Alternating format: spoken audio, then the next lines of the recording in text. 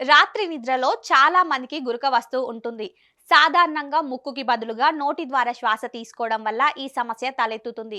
గురక వచ్చే వారికి ఇతర ఆరోగ్య సమస్యలు కూడా ఇది కలిగిస్తుంది. 2000 మందిపై జరిగిన ఓ అధ్యయనంలో నోటి ద్వారా గాలి పీల్చేవారు ఇతరుల కన్నా గురక వచ్చే అవకాశం రెండింతలు ఎక్కువ ఉన్నట్లు కనుగొన్నారు.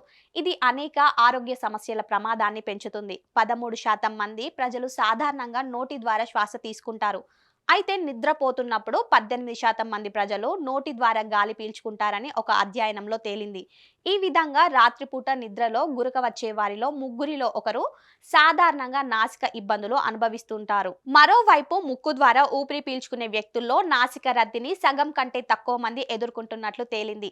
నాసిక రద్దిని ఎదుర్కొంటున్న వారిలో 38% మంది ప్రజలు సరిగ్గా నిద్రపోరు. ముక్కుకు బదులుగా నోటి ద్వారా శ్వాస తీసుకునే ప్రతి ముగ్గురిలో ఒకరికి ముక్కు కారడం సమస్య ఉంటుంది.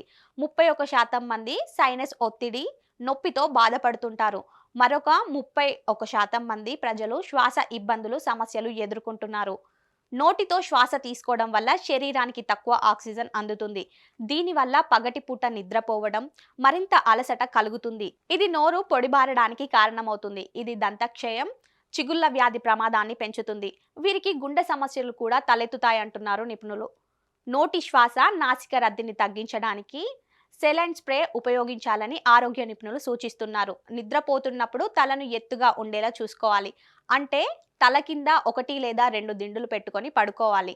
ఇలా చేయడం ద్వారా శ్వాస తీసుకోవడంలో ఇబ్బంది లేకుండా ఉంటుంది. ఫలితంగా ముక్కు ద్వారా గాలి పీల్చుకోవడానికి అవకాశం ఉంటుంది.